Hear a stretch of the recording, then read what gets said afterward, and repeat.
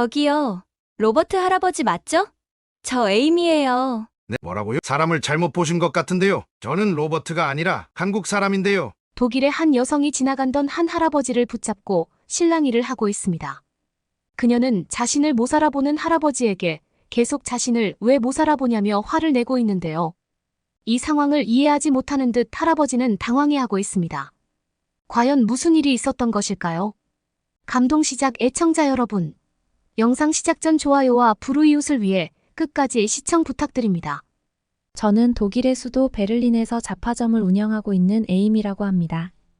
한국에서 생각지도 못하게 너무나 감사한 일을 겪었고, 한국에서 받은 감동 때문에 한국에서 있었던 일을 생각만 해도 눈물이 앞을 가리는데요.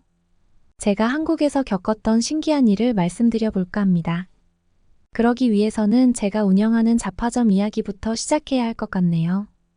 벌써 제가 50살이 넘어가는 나이지만 20대 때부터 이 잡화점을 제 모든 것을 쏟아부어 가꾸고 관리해 오고 있습니다. 결혼도 하기 전 처녀 시절부터 말이에요. 사실 제가 고등학교를 졸업하고 처음 취직했던 잡화점을 제가 인수하게 된 것이었는데요. 당시 백발의 나이 지긋하신 사장님이 운영하시던 이 가게를 제가 직원으로 근무하면서 운영 노하우나 빠르게 변화하는 유행을 따라잡는 방법 등 많은 것들을 배웠습니다. 사실 직원에게 알려주기에 민감한 사항들도 빠짐없이 알려주고는 하셨어요. 처음에는 그냥 직원이면 다 알려주나 보다 나를 믿고 있으신가 보다 생각했는데 알고 보니 사장님께서는 뜻이 있던 것이었는데요.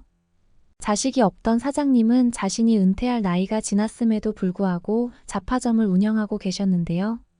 오랜 기간 운영해 온 이 잡화점을 떠나고 싶어 하셨고 그동안 수많은 직원들에게 온갖 노하우를 다 알려주면서 이 가게를 물려줄 생각을 가지고 계셨대요. 규모가 아주 큰 편도 아니고 물건도 엄청나게 많은 것이 아니었더라도 돈을 받고 팔면 어느 정도 권리금을 받을 수는 있었다고 했어요. 하지만 굳이 그럴 생각은 없다고 하셨습니다. 정말 책임감 있고 일 잘하는 직원이 들어오면 그냥 아무런 조건 없이 물려주겠다고 생각하고 계셨고 사장님이 가르치는 대로 흡수하는 저에게 가게를 물려주겠다고 결심을 하셨다고 했습니다. 1년 넘게 일을 배우고 나니 당시 사장님은 저에게 속마음을 털어놓으셨던 것이죠. 그렇게 제가 이 가게를 인수하게 되었고요. 금전적인 조건은 단 하나도 없었고요.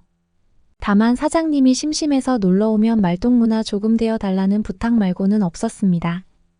그렇게 저에게 은인과 같은 사장님과 몇 년간 말동무가 되어드리고 친구로 지냈고요. 하지만 2년 뒤 사장님은 노안으로 돌아가시게 되었습니다.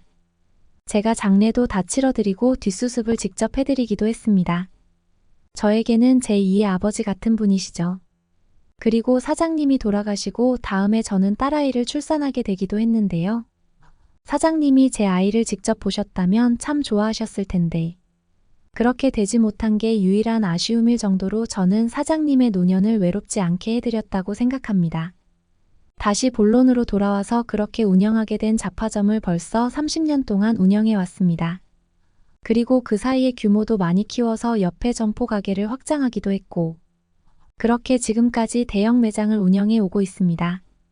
하지만 오랜 시간 이 잡화점을 운영해 오면서 세상의 많은 변화들과 싸워야 했고 그동안 잘 이겨내 오고 있었습니다. 하지만 최근 몇 년 전부터 역대급 위기감이 몰려왔었는데요. 제가 주로 물건을 받아다가 쓰는 도매상 아저씨가 계셨는데요.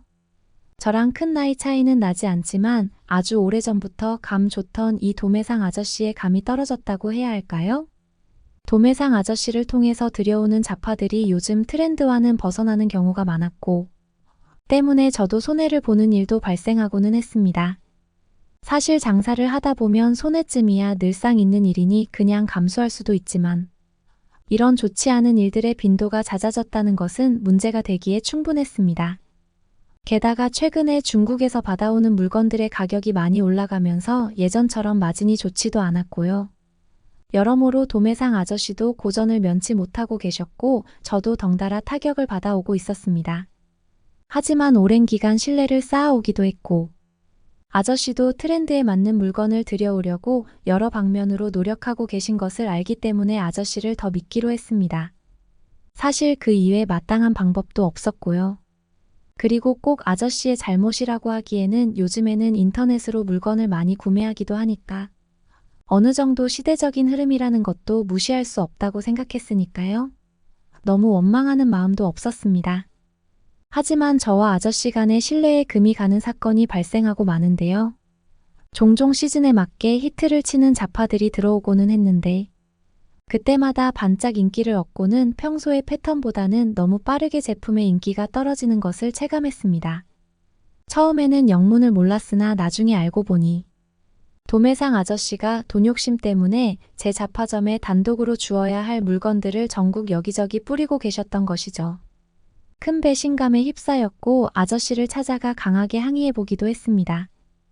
아저씨는 요즘 먹고 살기 힘들어지고 젊었을 때 번 돈을 별로 저축해 놓지도 못한 상황에 자신이 이 일을 얼마나 더 할지도 모르고 욕심이 나서 그랬다며 잘못을 인정하셨고요. 인간적으로 아저씨를 미워하지는 않았지만 저희 사이에 이미 금이 가버렸고 다시는 신뢰는 회복할 수 없었습니다. 그렇게 오랜 기간 거래를 이어오던 아저씨와의 모든 인연은 끝났고요. 저는 새로운 도매상들과 연락해 다시 제품을 채워 넣어야 했습니다. 저도 오랜 기간 물건을 보는 눈이 있어 왔고 수많은 도매상의 창고들을 돌아다녀 보며 나름대로 잘 팔릴 만한 물건을 엄선해서 저희 매장을 싹 갈아엎었죠. 제가 보기에는 괜찮은 물건들이 창고에서 썩어나고 있었고 저는 오히려 그런 제품들을 매우 저렴한 가격에 들여올 수 있었습니다. 그리고 제 감이 틀리지 않았는지 금방 위기를 극복해냈습니다. 오히려 매출은 훨씬 많이 늘어났어요. 늘 위기 뒤에는 큰 보상이 따르는 법인데 도매상을 아예 갈아치우고는 정말로 큰 보상을 받는 듯 했습니다. 하지만 저와 새로 거래를 틈많은 도매상 업체들은 창고에서 썩어나던 물건이 잘 팔리기 시작하자 여기저기에 무분별하게 거래를 트기 시작했고 심지어 도매 가격을 올리기까지 해버렸어요. 처음에는 저에게 들키지 않으려고 저에게는 가격을 유지해주고 저에게 독점으로 공급해주는 듯 하더니 결국 그들의 더러운 속내는 들켜버리고 말았죠. 신의 한가운데. 초대형 잡화점에 저에게 제공하던 물건의 개수보다 몇 배는 많은 물건 입점 계약을 따내자 저를 바로 배신해버리는 일까지 생겨버렸어요. 그들은 저에게 위약금을 물면서까지 저를 배신하고 말았습니다. 저를 배신하는 도매상들은 한두 군데가 아니었는데요. 창고에 썩고 있던 물건에 심폐소생술을 해서 살려놨더니 감사한 줄 모르고 상도에 어긋나는 짓을 하는 업체는 정말 많더군요. 대부분의 도매상들에서는 물건이 인기가 있어지자 점점 더 가격을 올리는 경향도 생겼고요. 제가 항의를 하자 싫으면 구매하지 말라는 식의 태도를 보여주기도 했습니다. 안 그래도 마진이 박했는데 물건값이 올라가니 판매를 하기에 곤란한 상황에 도달해서 물건을 포기하는 경우도 생겼고요. 그런 물건들은 홍보 차원에서 매장의 미끼 상품으로 쓰려는 신규 업체들이 다 가져가기도 했습니다. 시장은 제 생각보다 많이 냉정하더군요. 참 그때의 사건으로 여러모로 상처를 많이 받기도 했고 사람에 대한 신뢰가 무너지는 계기가 되었죠. 다시 위기는 찾아왔고 저는 그 어느 때보다 힘든 시기를 견디고 있었습니다. 매번 사업에는 위기가 있어 왔고 그동안 잘 극복해왔고 극복 때마다 큰 보상을 받았지만 이제는 더 이상 극복할 힘도 없다고 느꼈어요. 저도 이제 나이가 곧 60이 다 돼가고 점점 감도 떨어져가는 상황에 직면했기 때문이죠. 저와 오랜 기간 신뢰를 쌓아왔던 도매상 아저씨가 왜 그런 선택을 했는지도 이해가 가기도 했습니다. 그래도 저는 한 가지 기쁜 소식을 알게 되었는데요. 저는 오랜 기간 사업을 하면서 여러 번의 위기를 겪을 때마다 제발 내 딸아이는 안정적인 직업을 선택했으면 좋겠다는 생각을 가져왔습니다. 비록 크게 돈을 벌 기회가 없을지 몰라도 사업에 대한 위기감으로 고통받지 않고 그냥 남들처럼 그저 평범하게 살아주기를 원했습니다. 그래서 대학에 진학시키지도 않고 공무원 시험을 준비시켰죠. 제 사업은 점점 쇠퇴하고 있었지만 딸아이의 합격 소식은 저를 너무나 기쁘게 만들어 주었습니다. 남편과 상의해서 딸아이가 정식으로 교육을 받고 임용되기 전에 해외여행을 보내주자고 이야기가 되었죠. 딸아이가 어디로 간다고 해도 보내줄 생각이었습니다. 딸아이는 자기가 수험 공부를 하는 동안 합격하면 꼭 가보고 싶었던 나라가 있었다며 한국을 지목했습니다. 한국으로 보내달라고 말이죠. 사실 독일에서 한국은 엄청나게 먼 나라죠. 게다가 비용도 상당히 비쌌습니다. 딸아이를 한국으로 보내주면서 한국이라는 나라가 엄청나게 잘 사는 나라라는 것도 알게 되었는데요. 저는 그냥 시장에서 장사하는 장사꾼이라 국제 정세에 대해서 잘 몰랐는데 한국은 여러모로 대단한 경제력을 갖춘 나라였더군요. 그래서 한국에 한번 여행 보내주느라 경제적인 지출이 상당히 컸지만 기쁜 마음으로 딸에게 한국 여행이라는 선물을 주었습니다. 그렇게 신나게 한국으로 떠난 딸 플로라는 한국을 돌아다니며 매일같이 수십 장의 사진을 보내왔습니다. 한국은 정말 아름다운 곳이었습니다. 평생 한 번도 보지 못했던 한국의 옛 궁궐은 정말 감탄을 자아낼 정도였고요. 반면에 그 주변에 높게 솟아있는 한국의 고층 빌딩들은 정말 오묘한 분위기를 내고 있었습니다. 뿐만 아니라 한국의 음식들을 찍어서 보내는데 저에게는 생소한 음식일지는 몰라도 요즘 딸아이처럼 젊은 층들은 한국 음식에 대해서 이미 많은 지식을 가지고 있는 듯 했고요. 그렇게 한국의 다양한 관광지와 다양한 먹거리 사진을 보내오다가 어느 날 한 번은 특이한 사진들을 보내왔는데요. 로리나가 한국의 번화가를 구경하다가 소풍 가게에 들러서 여러 가지 예쁜 물건들의 사진을 찍어서 보내온 것이죠. 엄마도 이런 거 한번 팔아보면 안 되냐며 말이죠. 그리고 로리나가 찍어준 100개 가까운 잡화들의 사진을 자세히 살펴보기 시작했습니다. 제가 알고 있는 중국산 제품들도 몇 개 있었지만 한국에서 생산하고 한국에서만 유통하는 것으로 보이는 제품들도 상당히 많아 보였습니다. 분명히 독일로 가지고 오면 대박을 칠 물건들이 많이 보였습니다. 하지만 저는 도매상에서 물건을 가져와서 제 가게에 진열만 할 줄 알던 사람이라서 수입 같은 걸 하려면 어떻게 해야 하는지 막막했습니다. 분명히 가지고 오면 대박 날 게 뻔해서 너무 욕심이 났는데 아무것도 할 수 없는 제 자신이 초라하다고 느껴지기까지 했습니다. 그래도 방법을 찾기 위해 고민했고 제가 세무 업무를 맡기고 있는 세무사 사무실에 전화해서 수입 업무를 배워보고 싶은데 좋은 사람 있으면 소개를 시켜줄 수 있냐고 물어봤습니다. 사실 안 될 줄 알았는데 세무사 사무실에서는 저를 도와주었어요. 덕분에 수입업체 한 곳에 찾아가서 수입 업무 전반에 대해서 배울 수 있었고 제가 수입하고자 하면 행정적인 절차가 복잡한데 그것도 도와주겠다고 했습니다. 저도 당연히 일부 수수료를 내야 했지만 그래도 아는 사람 소개로 알게 된 업체라서 그런지 믿음이 가기도 했고요. 수입할 물건만 정해오면 도와주겠다는 답변도 받았으니 한국으로 가면 됐습니다. 한국에 가기 전에 한국 업체에게 이메일로 연락해봤고 어느 정도 물건 수입에 대한 이야기가 진행되기도 했습니다. 이 과정은 딸 로리나가 상당 부분 도와주었어요. 그리고 한국 업체와 미팅 약속을 잡고 상당한 비용을 투자해서 한국으로 가게 되었고요. 로리나는 얼떨결에 한 번 더 한국에 가보게 되었죠. 너무 좋아하기는 했지만요. 하지만 이번 한국행은 놀러 가는 것이 아니라 심각한 마음가짐으로 일을 하러 가는 자리였죠. 그렇게 한국에 방문해서 우여곡절 끝에 한국의 업체와 미팅을 할 수도 있었고요. 그렇게 수입 계약서도 쓰게 되었습니다. 한국산 잡화들은 기본적으로 품질이 좋고 아이디어가 독특한 상품들이 굉장히 많았습니다. 요즘은 그다지 싸지도 않은 중국산 제품을 수입해서 파느니 한국산 제품을 수입해서 조금 더 비싼 가격을 받고 팔더라도 충분히 승산이 있으리라는 생각이 들었고 확신 또한 있었습니다. 정말 짧은 2박 3일의 한국 일정을 끝내고 긴장된 마음으로 독일로 돌아왔죠. 그리고 한 달 정도 시간이 지나서 한국 물건을 받아볼 수 있었는데요. 한국 제품들은 그야말로 대박을 쳤습니다. 손님들은 비싼 가격에도 불구하고 똑같은 중국 제품을 선택하지 않았으며 고품질의 한국산 물건들은 금방 입소문이 나서 다시 제 매장은 활기를 찾았습니다. 심지어 영업시간도 1시간 연장해야 했고 한산하던 거리가 저희 매장 때문에 사람이 붐비는 일까지 일어났습니다. 아마 옆 동네의 잡화점들은 제 매장의 성공을 보면서 이를 갈았겠죠.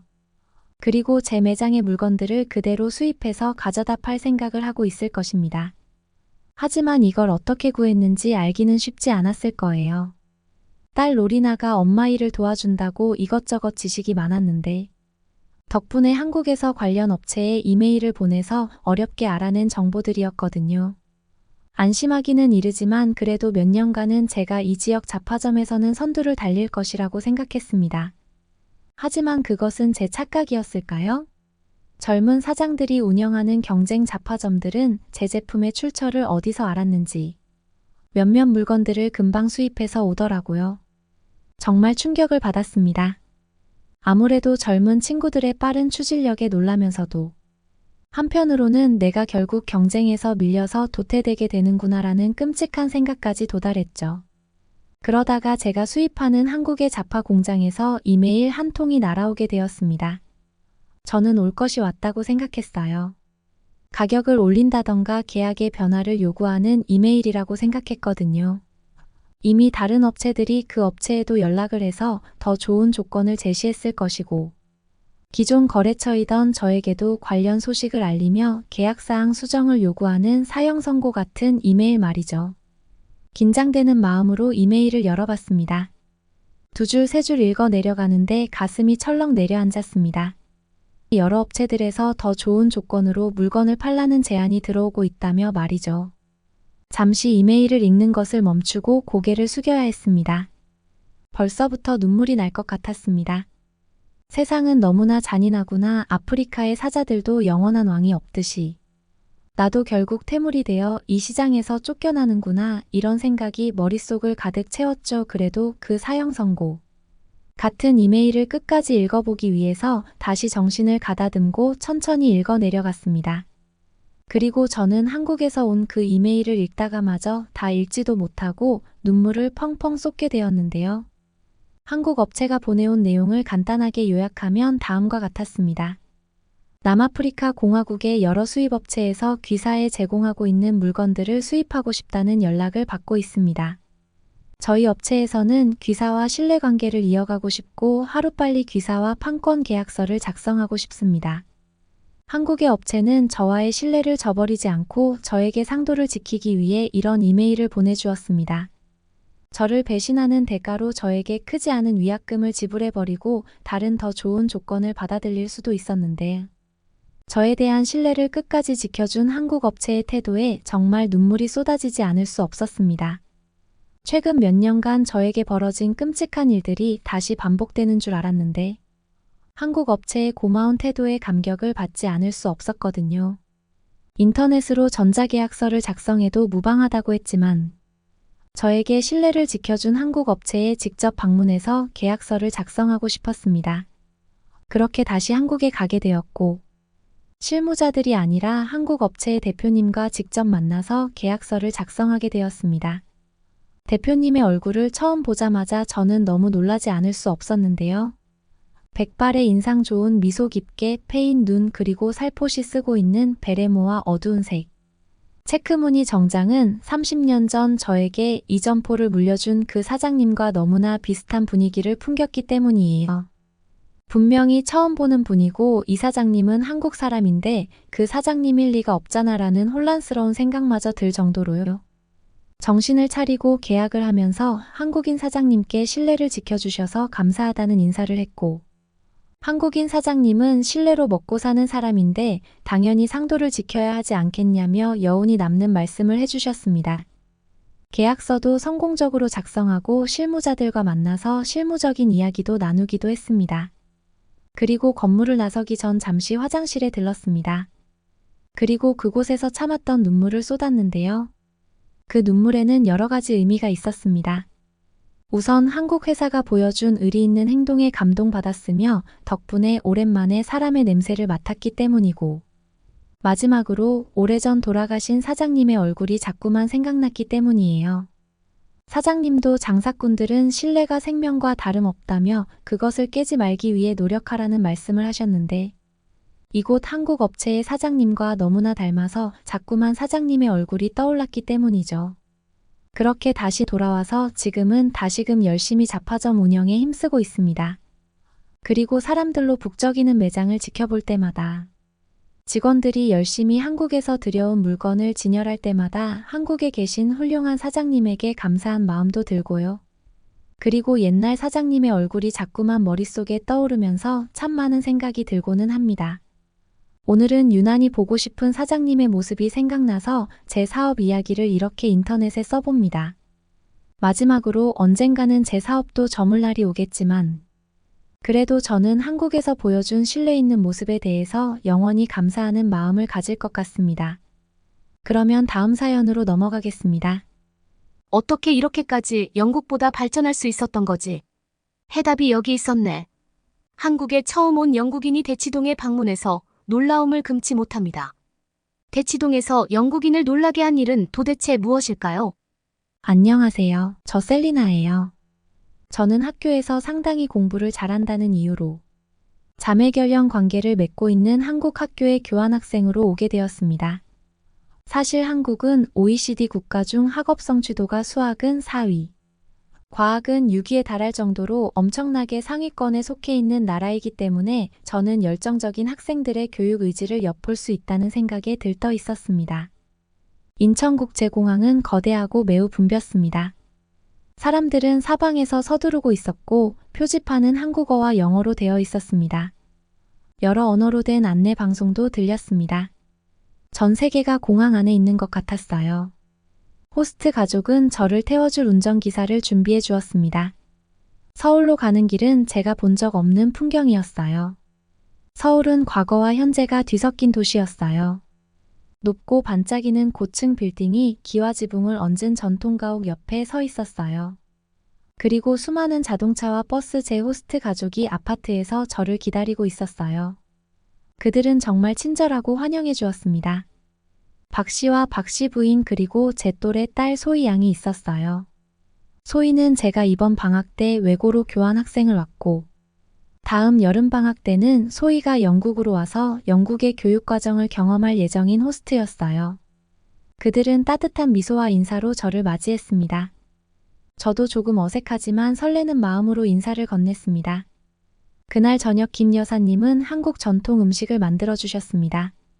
김치 불고기 비빔밥 등 처음 보는 음식들이 나왔습니다. 모두 고향 음식과는 다른 맛과 풍미가 있었습니다.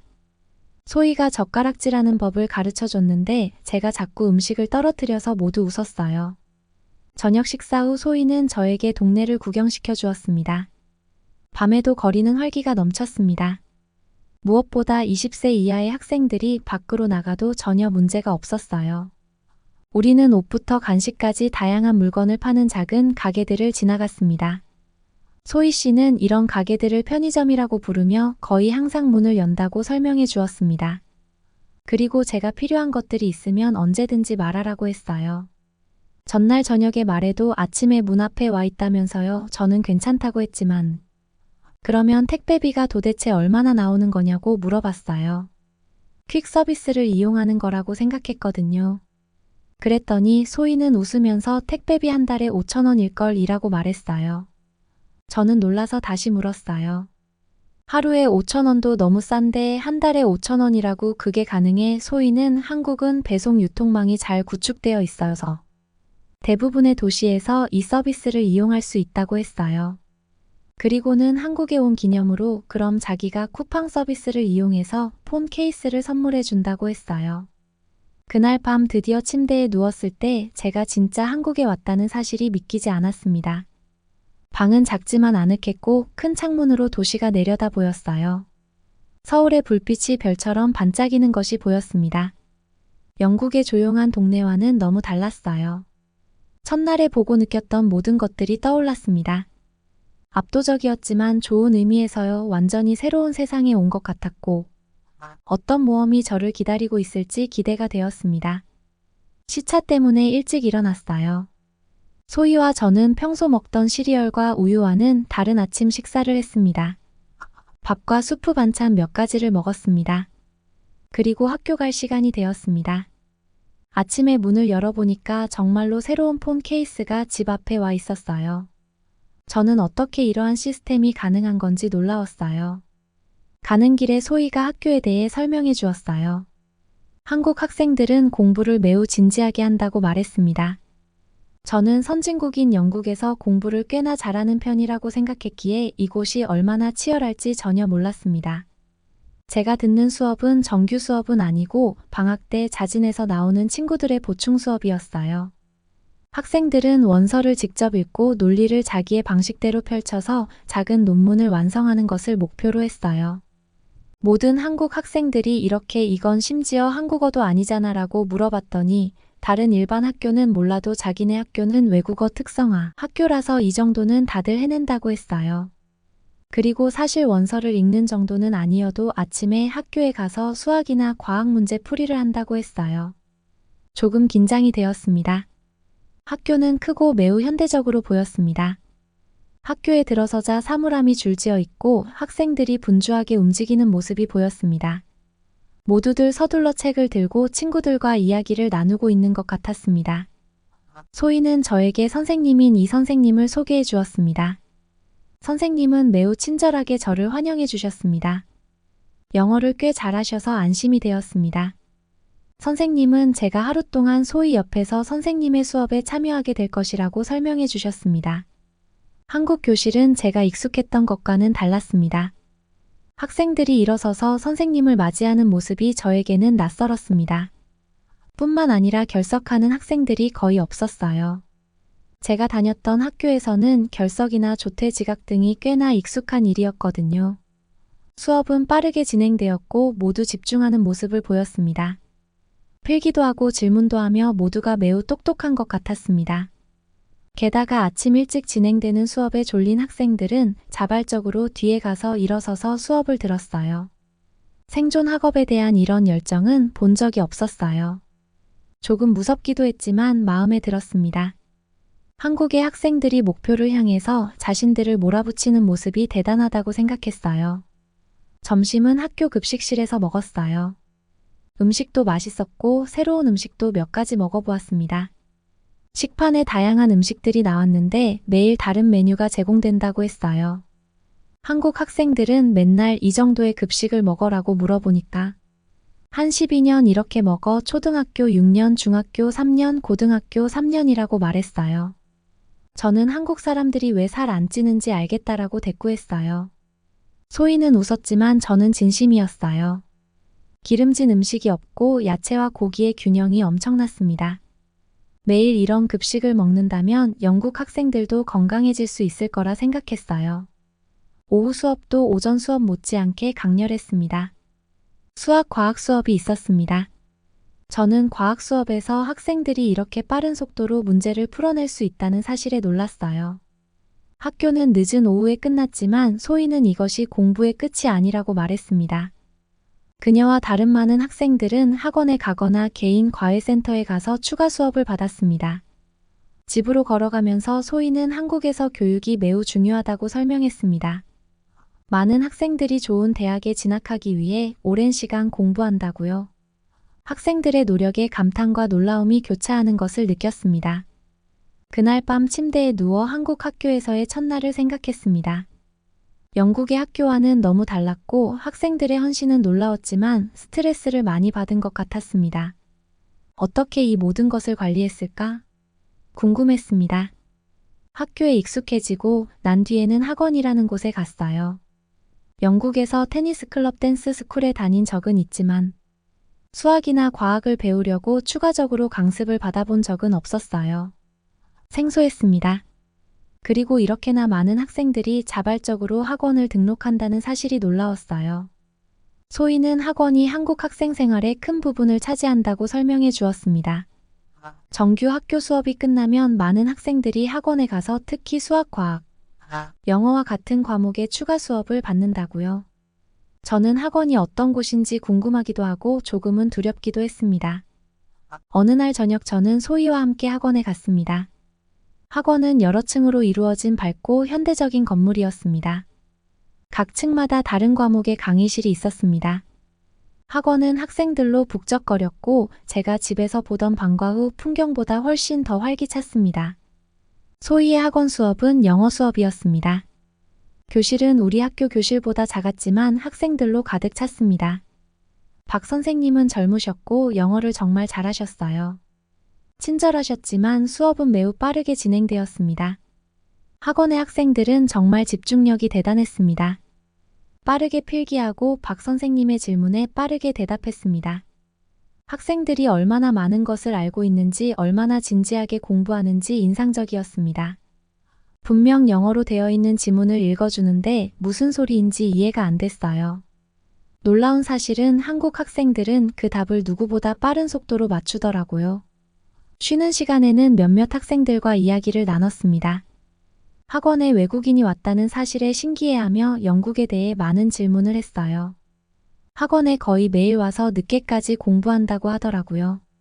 그들에게는 당연한 일이지만 매일 이렇게 긴 하루를 보내는 것은 상상할 수 없었습니다. 더 많은 학생들을 관찰하고 이야기를 나누면서 학생들이 학교에서 성적을 잘 내야 한다는 압박을 얼마나 많이 받고 있는지 깨달았습니다. 좋은 성적은 미래를 위해 매우 중요했고 모두가 인류대학에 진학하기를 원했습니다. 제가 고향에서 느꼈던 학업에 대한 압박감과는 많이 달랐어요.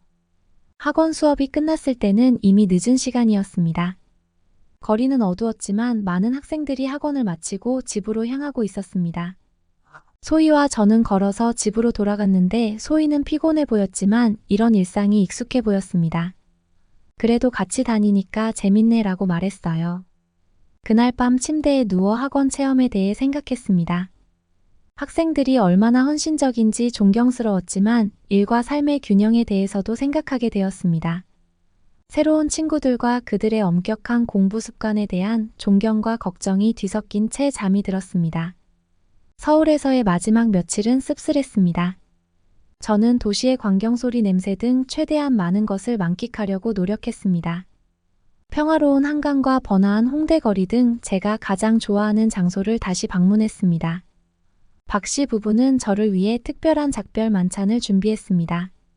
제가 좋아하는 모든 요리로 푸짐한 한국식 바베큐 파티를 열었습니다. 우리는 그들과 함께 보낸 시간을 회상하며 이야기하고 웃었습니다. 마치 제2의 가족과 작별하는 것 같았습니다. 짐을 싸면서 제가 익숙했던 것과는 너무나 다른 한국의 교육 시스템에 대해 생각했습니다. 한국 학생들의 헌신적인 노력은 존경스러웠어요. 추억뿐만 아니라 노력과 인내심에 대한 소중한 교훈도 얻었습니다. 역사, 음식, 축제 등 제가 경험한 풍부한 문화에 대해 다시 한번 생각해 보았습니다. 한국은 정말 많은 것을 가지고 있었고 저는 그중 일부를 경험한 것이 행운이라고 느꼈습니다. 한국 사람들의 따뜻함과 한데 전통의 아름다움, 현대 서울의 활기가 저에게 깊은 인상을 남겼습니다. 마지막 날에는 서울 시내를 오래 걸었습니다. 등교하는 학생들, 노점상들이 노점을 차리는 모습, 활기차게 돌아가는 도시를 보았습니다. 첫날 봤던 서울과 똑같은 서울이었지만 새로운 눈으로 서울을 바라보고 있었습니다. 공항에서 소희와 가족들과 작별하는 것은 힘들었습니다. 포옹도 하고 눈물도 좀 흘렸습니다. 꼭 다시 방문하겠다고 약속했습니다. 비행기가 이륙하면서 슬픔과 고마움이 뒤섞인 감정으로 서울이 저 아래로 사라지는 모습을 바라보았습니다. 영국으로 돌아와 모든 것이 익숙하면서도 다르게 느껴졌습니다. 가족과 친구들에게 사진과 기념품을 보여주며 제 경험을 공유했습니다. 이번 여행이 단순한 모험이 아니라 제 개인적인 성장의 여정이었다는 것을 깨달았습니다. 교환학생을 다녀온 보고서를 쓰면서 많은 것들을 알았어요.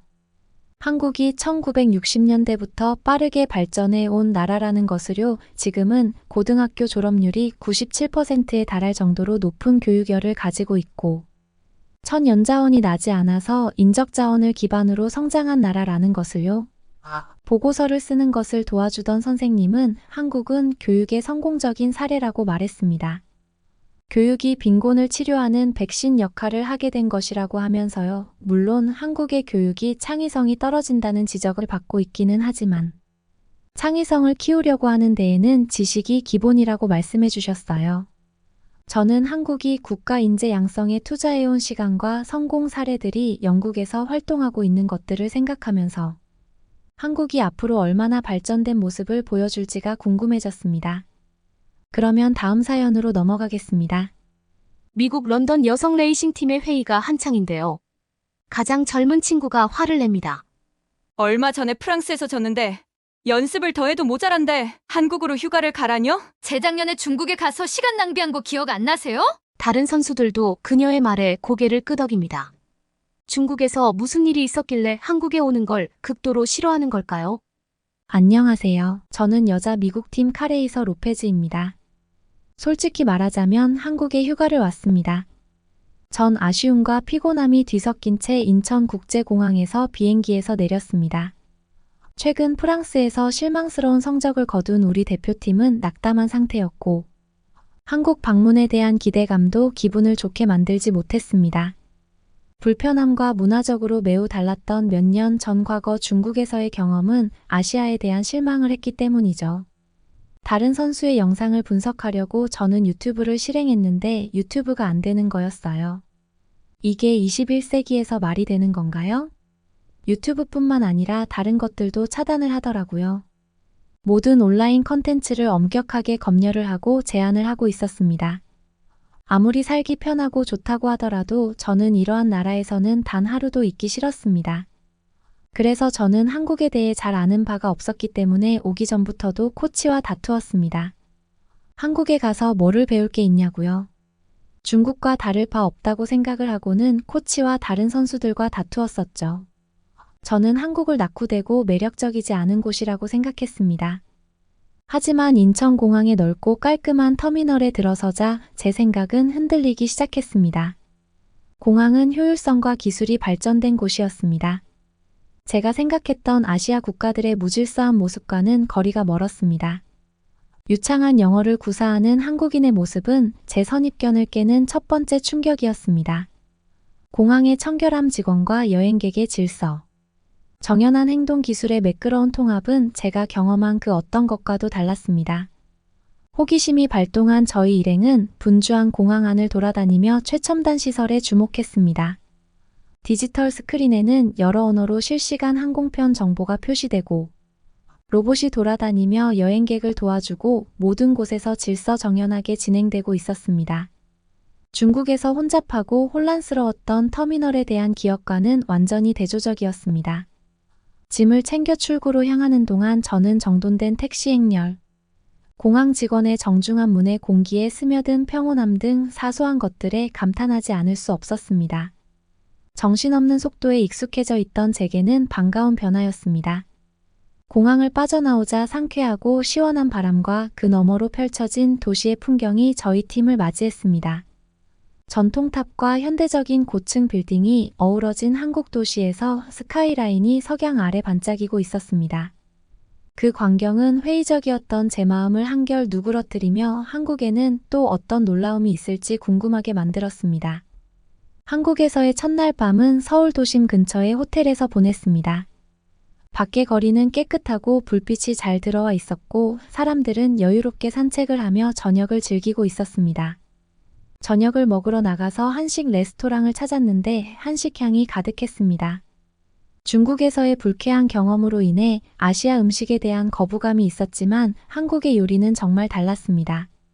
어느덧 한국의 맛을 즐기고 있는 제 자신을 발견했습니다. 호텔로 돌아왔을 때 제 머릿속은 그날의 경험으로 가득 찼습니다.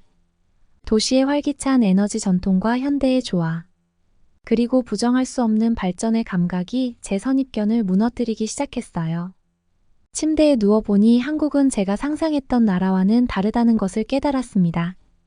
완전히 다른 나라였고 더 자세히 알아보고 싶다는 생각이 들었습니다. 한국에서의 둘째 날은 우리에게 새로운 발견의 물결을 가져다 주었습니다. 저희는 한국의 근대성을 처음 맛보게 해준 도시 인천을 탐험하기로 결정했습니다. 과거와 현재가 공존하는 도시 인천에는 많은 볼거리가 있었습니다. 첫 번째 방문지는 도시계획과 건축기술의 경이로움인 송도 국제업무지구였습니다. 넓고 깔끔한 거리를 거닐면서 제가 방문했던 유럽 도시의 혼잡하고 때로는 지저분한 거리와 비교할 수밖에 없었습니다.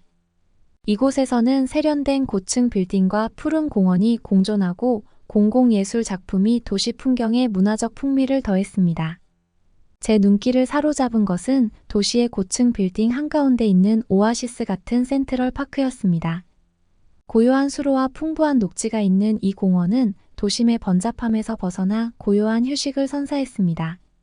특히 친환경적인 도시 디자인이 흥미로웠는데 공원 유지 관리에 재생수를 사용하고 공원을 둘러싼 에너지 효율적인 건물은 제가 예상하지 못했던 지속 가능성에 대한 의지를 반영했습니다.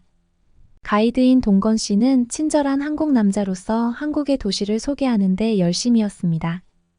우리를 최첨단 컨벤션 센터인 송도 컨벤시아로 안내했습니다.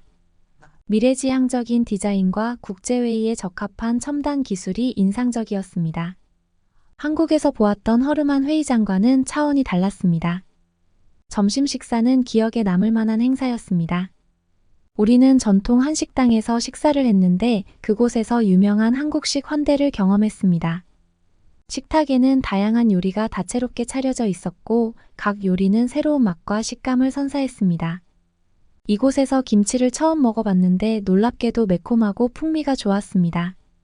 점심 식사 후 동건 씨는 우리를 인천의 전통시장으로 데려갔습니다. 시장은 다양한 색과 소리 냄새가 어우러진 활기찬 곳이었어요. 노점에는 신선한 농산물과 수공예품, 다양한 길거리 음식이 가득했습니다.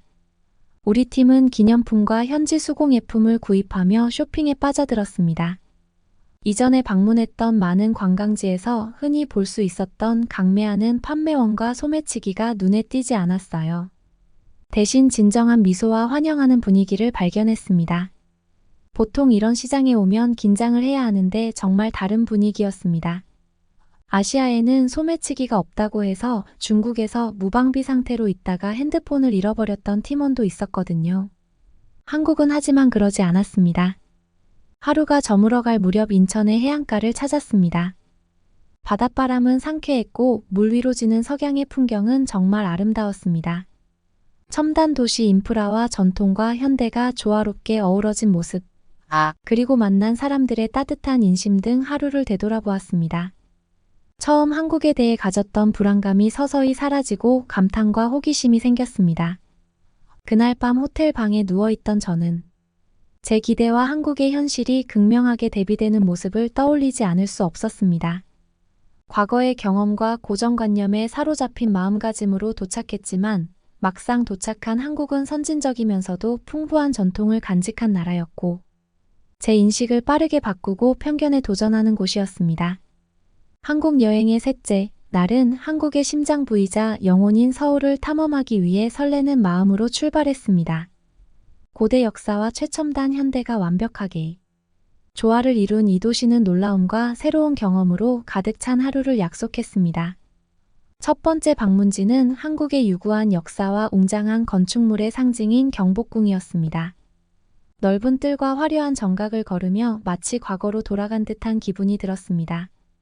궁궐의 정교한 디자인과 자연과의 조화로운 균형은 현대 도시에서 찾을 수 없을 거라 생각했던 깊은 문화유산을 반영했습니다.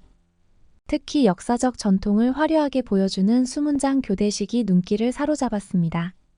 다음으로 서울의 주요 쇼핑 지역 중 하나인 명동의 번화한 거리로 이동했습니다. 대조적인 풍경이 눈에 띄었습니다. 트렌디한 부티크와 뷰티스토어, 다양한 길거리, 음식 노점상들로 가득 찬 이 지역은 현대 생활의 에너지로 활기가 넘쳤습니다. 저는 한국의 전통 패션과 현대적인 스타일이 융합된 모습에 매료되었습니다. 많은 인파 속에서도 활기차고 안전한 거리의 모습은 한국에 돌아와서 조심해야 했던 것과는 다른 신선한 변화였습니다. 점심은 또 다른 한식 체험이었습니다. 이번에는 한국 전통 바비큐를 제공하는 아늑한 레스토랑을 찾았습니다. 테이블에 놓인 그릴에 직접 고기를 구워 먹는 것은 맛있을 뿐만 아니라 팀원들이 더욱 가까워지는 즐거운 공동의 경험이었습니다. 식사 후에는 한국의 인기 빙수 디저트인 빙수로 마무리되어 입맛을 즐겁게 해주었습니다. 오후에는 경이로운 건축물과 디자인 및 예술의 중심지인 동대문 디자인 플라자에 방문했습니다. 곡선형 금속 외관의 미래지향적인 건물 디자인은 디자인 수도로서의 서울의 위상을 증명하는 듯 했습니다. 내부에서는 한국의 전통 공예품과 현대 미술을 소개하는 다양한 전시를 둘러보며 과거를 기리는 동시에 미래를 포용하는 서울의 역량을 엿볼 수 있었습니다. 저녁이 다가오자 서울의 중심부를 가로지르며 활력을 되찾은 도시 공간인 청계천을 따라 여유롭게 산책했습니다. 고가도로로 덮여있던 청계천은 번잡한 도심 한가운데 고요한 안식처로 탈바꿈했습니다. 흐르는 물의 부드러운 물소리와 나무의 잔잔한 바스락거림 속에서 저는 이곳에서 사색의 시간을 가졌습니다. 서울에서 자연과 도시의 조화는 제가 주목하기 시작했고 깊이 감사하기 시작한 주제였습니다. 오늘의 마지막 목적지는 남산 꼭대기에 자리한 엔서울타워였습니다. 전망대에서 바라본 서울의 전경은 숨이 맺을 정도로 아름다웠습니다. 도시의 불빛이 별처럼 반짝이며 거대한 대도시를 비추고 있었습니다. 그리고 저희 팀원들이 잘할 수 있도록 모두 자물쇠를 채웠습니다. 다음 대회에서는 꼭 좋은 성적을 거두자고요. 문화와 역사 현대가 독특하게 어우러진 서울에 대한 선입견에 도전하고 시야를 넓힌 하루를 마무리하기에 딱 좋은 풍경이었습니다. 그날 밤 호텔 침대에 누워 며칠 만에 제 관점이 얼마나 많이 바뀌었는지 깨달았습니다. 잘 알지 못했던 서울은 매 순간 저를 놀라게 했습니다. 활기찬 에너지 옛것과 새것의 융합, 사람들의 따뜻한 마음이 제 가슴에 지울 수 없는 흔적을 남겼습니다. 서울에서의 넷째 날 저는 효율성과 혁신으로 유명한 서울의 대중교통 시스템을 이해하는 것이 목표였습니다. 대중교통에 대해 많이 들어왔고 직접 경험해보고 싶었습니다. 이날의 탐방은 분주한 대도시를 원활하게 연결해주는 생명줄에 대해 깊이 있게 알아보는 시간이었습니다. 여정은 서울 지하철에서 시작되었습니다. 지하철역에 내려서자 청결하고 정돈된 공간에 깜짝 놀랐습니다. 디지털 스크린에는 열차 시간표와 노선이 다국어로 표시되어 있었고, 저와 같은 외국인 여행객에게 편리함을 제공하는 것이 인상적이었습니다. 열차는 정확한 시간에 도착하고 출발하여 시스템의 정시성과 신뢰성을 입증했습니다. 지하철을 타면서 저는 열차 내부의 조용함과 질서 정연함에 주목했습니다. 사람들은 스마트폰에 몰두하거나 독서를 하거나 조용히 대화를 나누고 있었는데, 이는 종종 혼란스럽고 시끄러운 고향의 대중교통과는 극명한 대조를 이루었습니다. 특히 놀라웠던 것은 승객들이 여행 중에 연결 상태를 유지할 수 있는 무료 와이파이를 어디서나 이용할 수 있다는 점이었습니다. 다음으로 버스 시스템을 살펴봤습니다. 저희 팀은 시내버스에 탑승했는데 실시간 GPS 추적 시스템이 장착되어 있어 각 정류장을 미리 알려주는 것을 보고 깜짝 놀랐습니다. 버스 자체는 현대적이고 깨끗했으며 편안한 좌석과 에어컨을 갖추고 있어 다른 곳의 공공버스와는 사뭇 달랐습니다. 제 눈길을 사로잡은 독특한 점은 버스 전용 차선이 있어서 대중교통이 시내 교통체증에 방해받지 않도록 해준다는 점이었습니다. 이 차선은 대중교통을 활성화하고 교통 혼잡을 줄이며 탄소 배출을 줄이기 위한 서울시의 노력의 일환이라는 것을 알게 되었고, 환경에 대한 의식이 높아진 저에게 큰 공감을 불러일으켰습니다. 서울의 자전거 공유 시스템인 따릉이 스테이션을 발견하면서 탐험은 즐거운 방향으로 바뀌었습니다. 평소 체력 단련과 아웃도어 활동에 관심이 많았던 저는 꼭 한번 체험해보고 싶었습니다. 직관적인 모바일 앱 덕분에 자전거를 쉽게 대여할 수 있었고, 곧 한강변을 따라 자전거를 타며 아름다운 경치와 신선한 공기를 만끽할 수 있었습니다. 잘 정비된 자전거 도로는 안전하고 차도와 분리되어 있어 도심 속에서도 자유로운 경험을 선사했습니다. 서울의 대중교통 시스템을 둘러보는 하루의 여정은 저에게 새로운 눈을 뜨게 했습니다. 첨단 기술이나 효율성뿐만 아니라 고품질의 접근성, 높은 친환경 교통 경험을 제공하려는 서울시의 노력이 인상적이었습니다. 미래지향적인 태도와 공공의 복지에 대한 헌신이 반영되어 있었고, 저는 그 점이 매우 존경스러웠습니다. 그날 저녁 하루를 돌아보며 도시가 시민들에게 무엇을 제공할 수 있는지에 대한 저의 이해가 근본적으로 바뀌고 있다는 것을 깨달았습니다. 서울은 단순히 대중교통 시스템만 잘 갖춰진 도시가 아니라 시민들을 배려하고 그들의 필요를 우선시하며 삶의 질을 개선하기 위해 끊임없이 노력하는 도시였습니다. 서울에서의 다섯째 날은 한국이 글로벌 리더로 자리매김한 서울의 디지털 환경을 탐험을 하기로 했습니다. 기술이 일상생활에 어떻게 자연스럽게 녹아들어 서울을 디지털 유토피아로 만드는지 알아보고 싶었습니다. 첫날은 하이테크한 분위기로 유명한 강남의 한 유명 카페를 방문하는 것으로 시작되었습니다. 이곳에서 디지털 결제의 편리함을 직접 목격했습니다. 사람들은 스마트폰을 이용해 손쉽게 주문하고 결제했는데, 제가 익숙했던 전통적인 방식과 비교했을 때 놀라울 정도로 효율적이라는 생각이 들었습니다. 카페는 태블릿 메뉴판으로 주문을 했고 엄청나게 빠른 와이파이를 제공하는 등 서울에서 빠르게 표준이 되어가고 있는 요소도 갖추고 있었습니다. 한국에서는 어느 곳에 가더라도 와이파이가 된다고 하더라고요. 다음 일정은 스마트시티 관제센터를 둘러보며 서울시가 기술을 활용해 도시 서비스와 인프라를 관리하는 방법을 살펴보는 것이었습니다. 교통, 대중교통, 심지어 환경 상태까지 실시간 데이터를 표시하는 다양한 스크린을 보고 놀랐습니다. 기술과 데이터에 기반한 의사결정을 통해 보다 효율적이고 지속 가능한 도시를 만들어가는 도시생활의 미래를 엿볼 수 있었습니다. 이어서 저희 팀은 첨단 게임 센터에서 가상현실의 세계로 모험을 떠났습니다. 평소 게임에 관심이 많았던 저는 최신 VR 기술을 체험할 수 있다는 사실에 흥분했습니다. VR을 이용해서 레이싱 연습을 했었습니다. 정말 실제로 레이싱을 하는 듯한 느낌을 주었습니다. 몰입감 넘치는 게임과 시뮬레이션은 이전에 경험해보지 못한 것이었고, 이러한 기술을 대중이 쉽게 접할 수 있다는 점이 인상적이었습니다. 이때 IT 기기와 삼성을 좋아하는 동료의 말이 생각이 났습니다. 괜히 IT 강대국이 아니구나 싶었습니다. 서울 거리를 걸으면서 무료 와이파이가 어디에나 있다는 것을 알았습니다. 공원부터 지하철역까지 거의 모든 곳에서 인터넷에 접속할 수 있었기 때문에 항상 연결된 라이프 스타일을 누릴 수 있었습니다. 이러한 연결성이 도시를 탐색하는 것부터 친구 및 가족과의 연락 유지에 이르기까지 일상생활의 편의성을 크게 향상시킬 수 있다는 것을 깨달았습니다. 하루가 끝나갈 무렵 저는 서울의 기술이 단순히 기기와 효율성에 관한 것이 아니라는 것을 다시금 깨달았습니다. 삶의 질을 높이고 스마트할 뿐만 아니라 연결되고 포용적인 도시를 만드는 것이었습니다.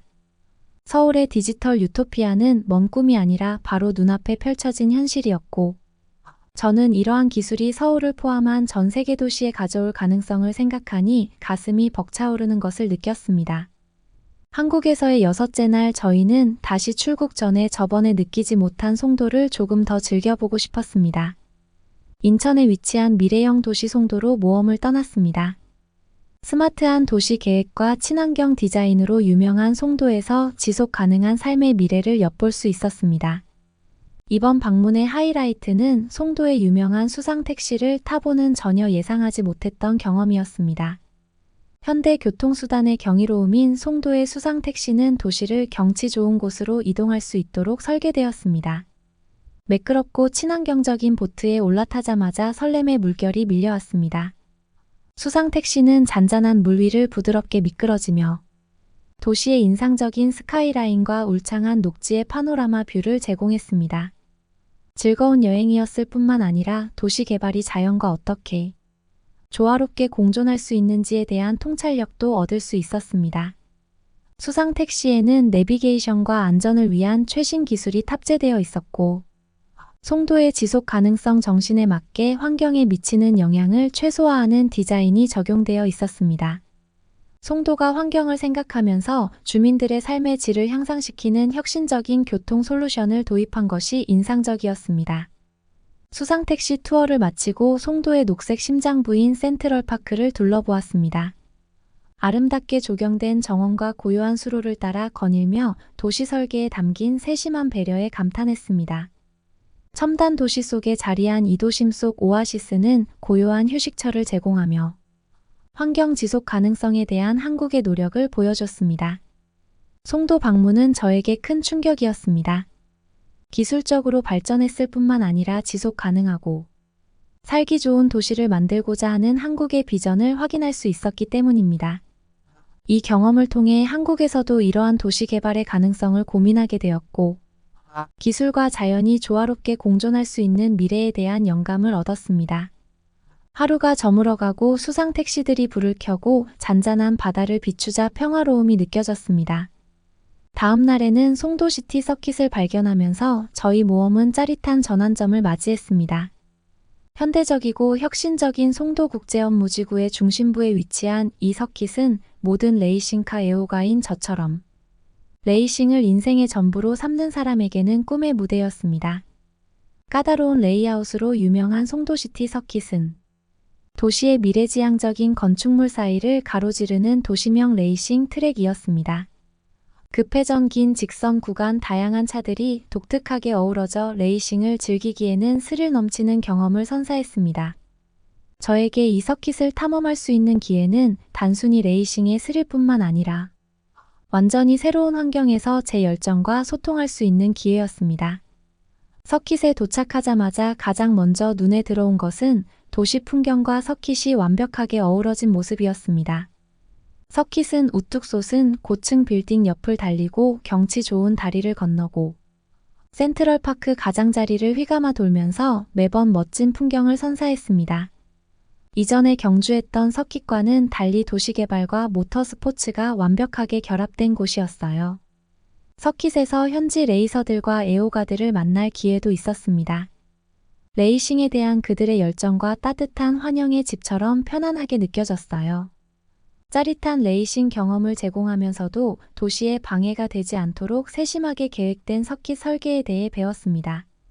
현지 레이서들은 서킷의 가장 까다로운 구간을 공략하는 팁을 공유해 주었고, 저는 그 정보를 열심히 흡수했습니다. 그날의 하이라이트는 서킷을 몇 바퀴 돌 수 있는 기회가 주어졌을 때였습니다. 레이싱 장비와 헬멧을 착용하자 익숙한 아드레날린이 솟구쳤습니다. 성능 경주용 자동차의 운전석에 앉아 주변 환경과 깊은 유대감을 느꼈습니다. 엔진이 굉음을 내며 활기를 띠자 긴장된 기대감과 함께 흥분이 밀려오는 것을 느꼈습니다. 서킷을 돌면서 저는 좁은 코너와 급격한 고도 변화로 인해 어려움을 겪었습니다. 코너를 돌 때마다 송도의 인상적인 스카이라인이 새로운 시각으로 다가왔고, 트랙에 집중하는 동안 송도의 스카이라인이 흐릿하게 보였습니다. 도심 속을 달리는 경험은 짜릿했고 제 스포츠에 대한 새로운 열정을 느꼈습니다. 트랙은 힘들었지만 한 바퀴를 완주할 때마다 성취감을 느낄 수 있어 보람도 컸습니다. 서킷에서 시간을 보낸 후 제 경험을 되돌아보았습니다. 송도에서의 레이싱은 단순히 속도나 경쟁만이 아니라 스포츠와 도시 생활의 융합을 경험하는 것이었습니다. 송도 도심 서킷은 제가 한국과 연관짓게 된 혁신과 진보의 상징이었습니다. 송도 너머로 해가 질 무렵 저는 깊은 감사함을 느꼈습니다. 서킷은 제 레이싱에 대한 애정을 다시 불러일으켰을 뿐만 아니라 한 도시가 스포츠를 포용하고 통합할 때 어떤 가능성이 있는지 보여줬기 때문입니다. 송도 도심 서킷은 단순한 레이싱 트랙이 아니라 열정과 혁신이 공존하는 대한민국의 미래 비전을 보여주는 곳이었죠. 한국에 휴가를 마치고 저는 마음의 여유와 느낀 점들이 많았습니다. 그래서 한국으로 당분간 와서 훈련을 하기로 결심했는데요. 다음 대회에서는 좋은 성적을 거둘 것이라 확신합니다. 저를 꼭 응원해 주세요.